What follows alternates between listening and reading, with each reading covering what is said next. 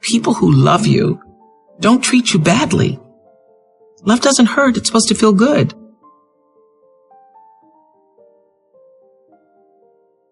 Ladies, take the blame off yourself. Men are really, really good at that. Making you think something wrong with you. Oh, real men don't really operate like that. But you got so many men out here from these broken homes. You got so many men out here that ain't had a father figure, that didn't tell them what real men really do. That real men buckle down. That real men meet a woman and put her on a pedestal and treat her like a queen. Real men get taught this. When you don't have a man that's been taught that, you're dealing with a man that don't have all the qualities of manhood. I just wanted to highlight that abuse is unacceptable, and I lived it for 10 years with my abuser, my then husband, and it's something that I felt very ashamed about. And when you're in an abusive relationship, you don't want anybody to know that. It's very embarrassing, and you feel very riddled with shame and guilt. And when I left my abuser, I was wanting to speak about it loud and proud, like this is not okay, and I'm one of the lucky ones. I got out, and it took me 10 years to find the courage to actually leave that behind. If you don't get the lesson, it's a benevolent universe. It will come back wearing a different pair of pants in a different form. It will show up again to see if you really got it. So what is the great lesson for us? I mean, it really is what Oprah's saying, which is that when you get a red flag or I say a caution, a yellow blinking light, don't let it go to red. Get it when it's yellow, when the caution is there, that's saying something doesn't feel right. Check in with your friends. Ask them what they think about who you're with. And I'll tell you something, we don't want to do that. We don't want to ask our friends. And I always say this, if you're living a life and having a relationship that you can't tell your friends about what's happening in your relationship, something's wrong. If you've got to keep the secret, something's wrong.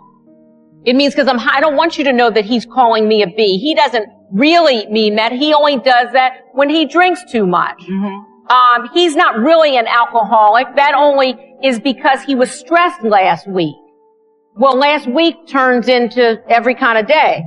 So part of it is, again, gathering a community, and I call it a truth commission. I have a truth commission in my life. Folks who will tell me the truth even when I don't want to hear it. And we all need that. Yeah, I have it too. You know, we need somebody who will say, you know what, that is like not, I mean, you're out of your mind right now. If you've been in a relationship for 12 bad years, do you want to do 12 more? Stop collecting red flags. What y'all saving them for?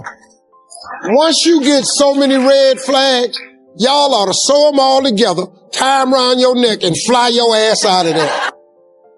Think of all the times you let a man treat you badly, or someone, your friends, walk all over you. How many times have you let hurtful words or criticism crush you? Well, I was one of those people who was raised not to have a lot of self-esteem. And I know anybody else who was physically violated as a child, as I was, got whippings every day. The lesson of a whipping, the lesson of being heavily disciplined with violence is that you're not worthy, that you're not good enough. And so it takes a long time to get a sense of self-worth and self-value. And so I was in my 20s doing what everybody in their 20s does and looking for love in all the wrong places and looking to be validated by somebody else's view of who I was and wanting them to say, I'm okay. Yes, you're okay. You're okay. And I've done some really embarrassing, ridiculous, crazy ass things over the years, holding onto the bumper of a Datsun Z like I could actually keep him from pulling off. And I remember one time he had left and slammed the door on my hand. And I had, just like a lot of women, had the barrier of, well, you can say anything to me, but you cannot hit me. You cannot hit me. He didn't hit me, but the door slammed on my hand, and I thought, well, that's coming close.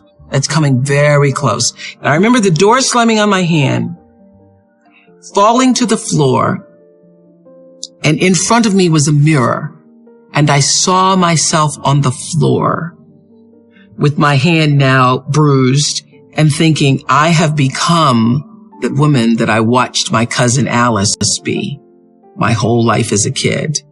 The only difference is that I'm battered in spirit, and the next step is going to be, who knows?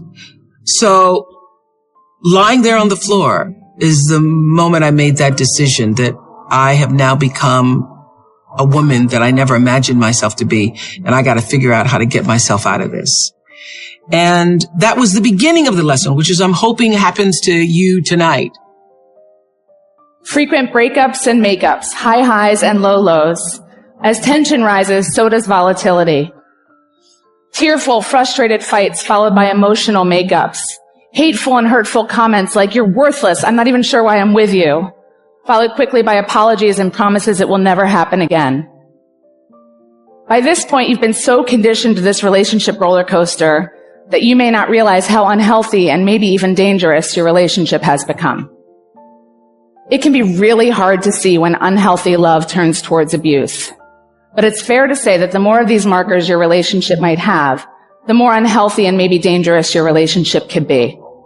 And if your instinct is to break up and leave, which is advice so many of us give our friends when they're in unhealthy relationships, that's not always the best advice. Time of breakup can be a real trigger for violence. If you fear you might be headed towards abuse or in abuse, you need to consult with experts to get the advice on how to leave safely. But it's not just about romantic relationships, and it's not just about violence. Understanding the signs of unhealthy love can help you audit and understand nearly every relationship in your life. For the first time, you might understand why you're disappointed in a friendship, or why every interaction with a certain family member leaves you discouraged and anxious. You might even begin to see how your own intensity and jealousy is causing problems with colleagues at work. Understanding is the first step to improving. And while you can't make every unhealthy relationship healthy, some you're going to have to leave behind. You can do your part every day to do relationships better. And here's the exciting news. It's actually not rocket science. Open communication, mutual respect, kindness, patience, we can practice these things every day. And while practice will definitely make you better, I have to promise you it's also not going to make you perfect. I do this for a living. Every day I think and talk about healthy relationships, and still I do unhealthy things. Just the other day, as I was trying to shuttle my 4 kids out the door amidst quarreling, squabbling, and complaints about breakfast, I completely lost it. With an intentionally angry edge, I screamed, "Everybody just shut up and do what I say. You are the worst. I'm going to take away screen time and dessert and anything else you could possibly ever enjoy in life." Anybody been there? Volatility. Belittling. My oldest son turned around and looked at me and said, "Mom, that's not love." For a minute, I really wanted to kill him for calling me out, trust me. But then I gathered myself and I thought, you know what, I'm actually proud.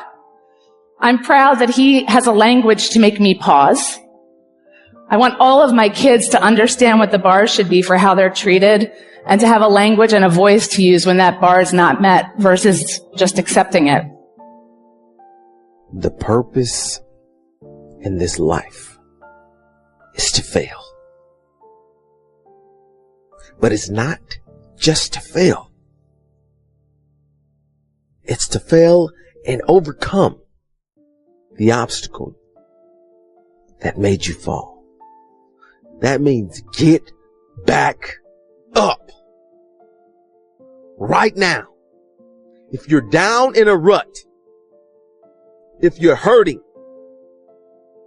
if you've been betrayed, if you've been fired, if you failed a test, if your marriage ended in a divorce, if you lost a child or a loved one,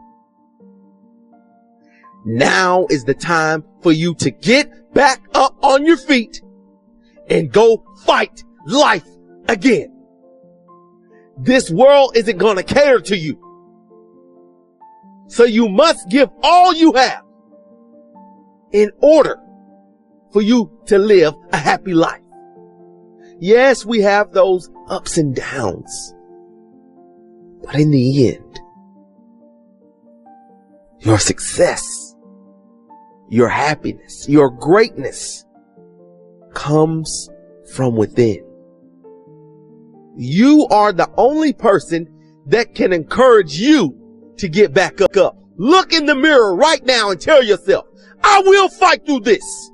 I will make it, and I won't give up. Life, you thought you had me down. But this is the moment I change my mind. I won't let anything keep me down. Every day, you have another opportunity to be and do what you were meant to do on this earth. This decision you're making right now will determine your outcome of your tomorrow.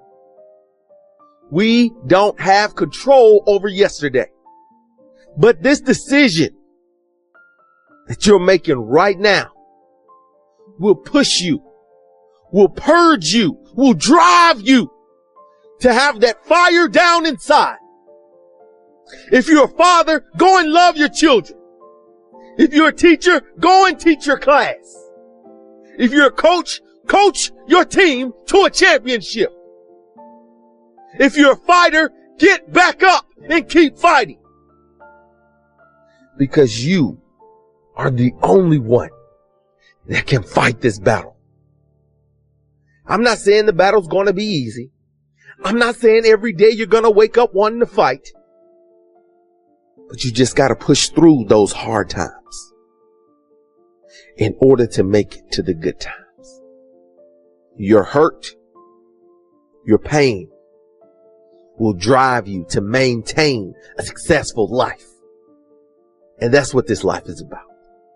Pushing to the next moment to fulfill the greatness inside of you. Life is hard. That's what life is. And these challenges that you face, they're going to do their best to take you down. Do not let them. Stand up, dig in. Line up those problems and confront them. Face them. Fight them. Do not let them bring you down. In fact, let those challenges raise you up. Let them elevate you. Let their demands and their trials make you stronger. Let the adversity you face today turn you into a better person tomorrow. So in the future, you look back at these struggles and you say to them, thank you. You made me better. Behind every moment of adversity in your life, there is a blessing and a lesson. Every moment of adversity has those two things. Pain always leaves a gift. I want to talk to you today about inviting God into your difficulties. Most of the time we're praying, God, get me out of this challenge. Get me out of this trouble at work. Get me out of this financial setback. There's nothing wrong with that. But before you get out, you have to invite God in. Sometimes the miracle is not in getting out.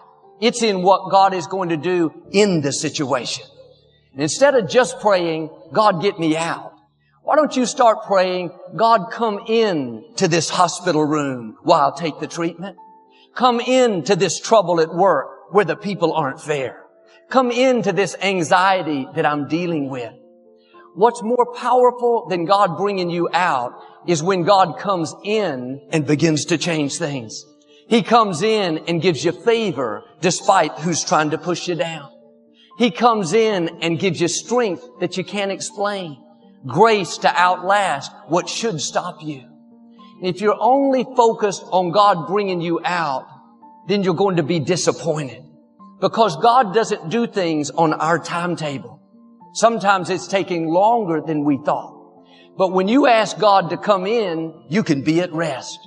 God, I know you're right here with me. You are ordering my steps, and at the right time, you'll get me to where I'm supposed to be. You don't have to fight everything. Live upset, can't sleep at night. That happens when you're only focused on getting out.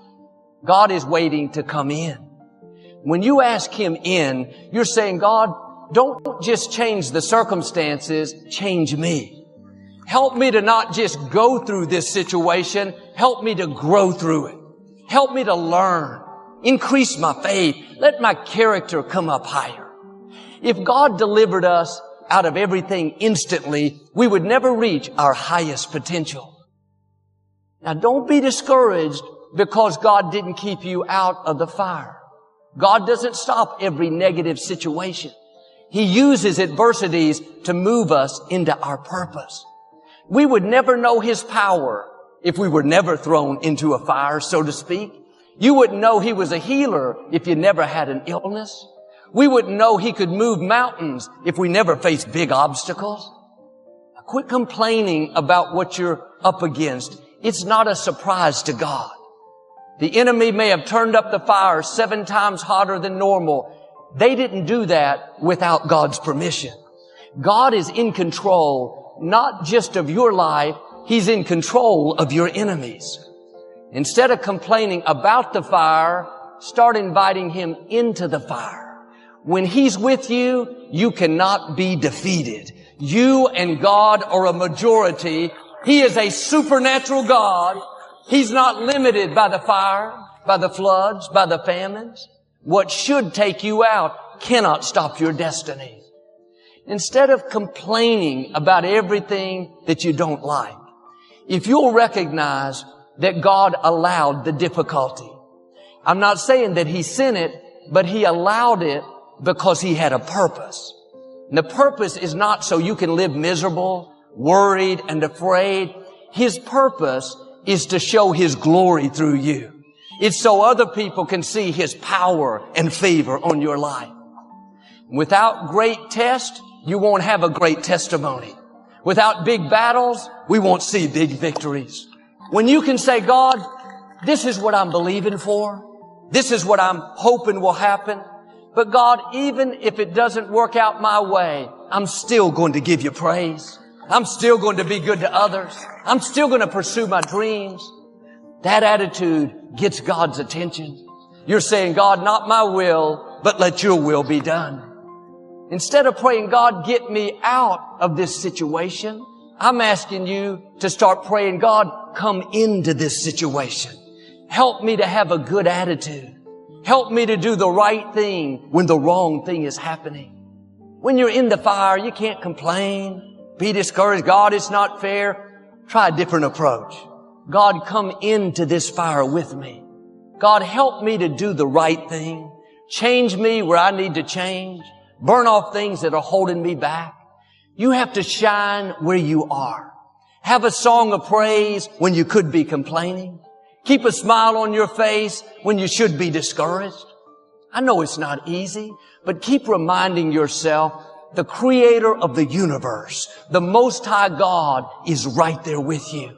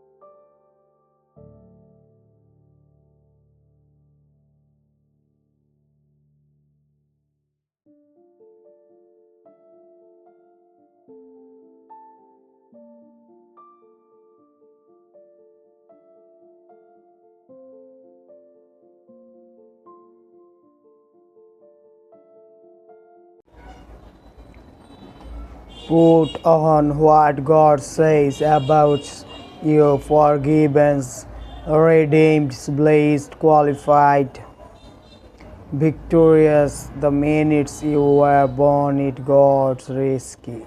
If you think trying this risky away tills the hands you the bills for not trying, you get to pick your jam, sacrifice, that's all.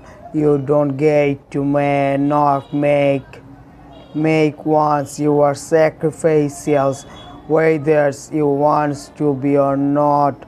The most important thing is this, to be able to any moments to sacrifice what you are for what you will become. Discipline is choosing between what you want now and what you want most, the ability to discipline yourself.